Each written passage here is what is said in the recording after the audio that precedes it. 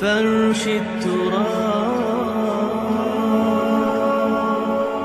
يضمني.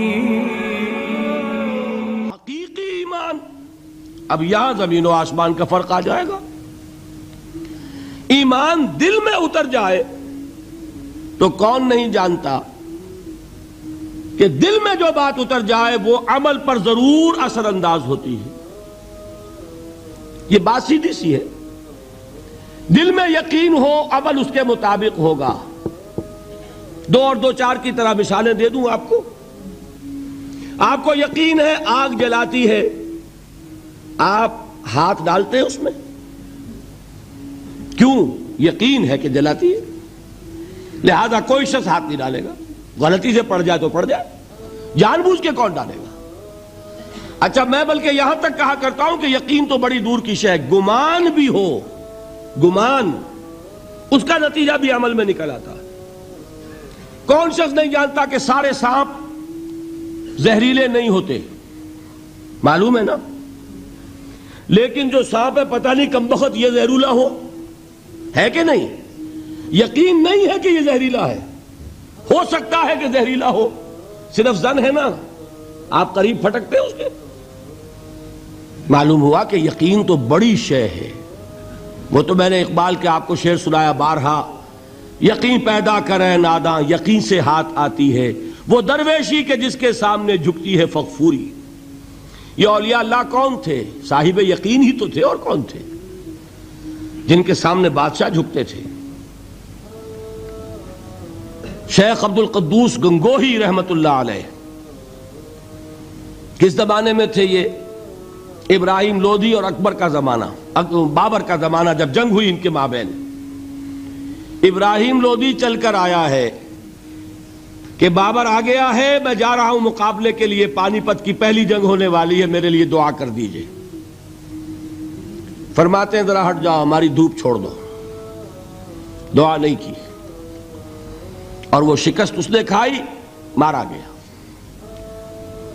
ان سے بھی پہلے کی بات ہے, نظام الدین اولیاء رحمت اللہ علیہ 7 بادشاہوں کا زمانہ دیکھا ہے.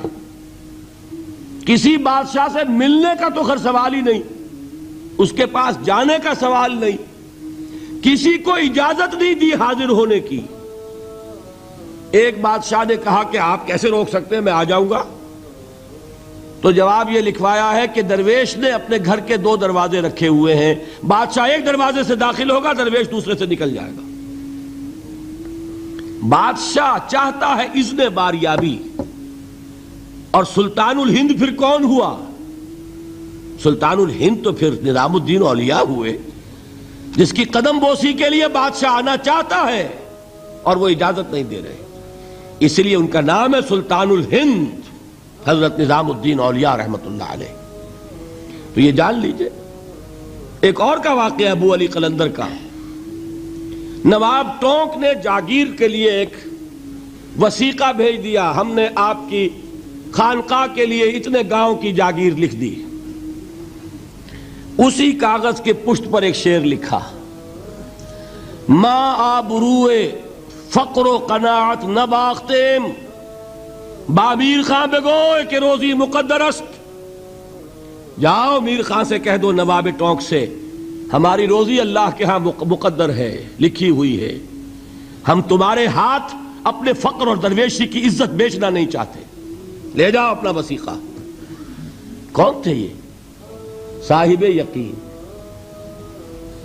یقین پیدا کرے ناداں یقین سے ہاتھ آتی ہے, وہ درویشی کہ جس کے سامنے جھکتی ہے فغفوری.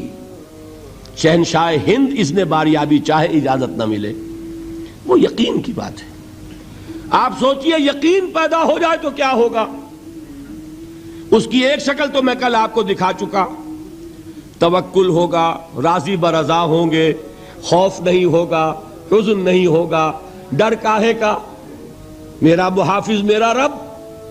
اچھا, اس نے ہی کوئی چیز میرے لیے لکھ دی ہے تو کون محافظ ہو سکتا ہے؟ اور اللہ سے بچانے والا کوئی ہے؟ اور ہم اللہ کی طرف سے مقرر کردہ کسی چیز سے بھاگیں گے کیا؟ وہ تو ہمارا محبوب ہے, محبوب کی رضا اسی میں ہے. حاضر ہیں ہم, نہ شود نصیب دشمن کے شود ہلاکے تیغت سری دوستا سلامت کے تو خنجر آزمائی.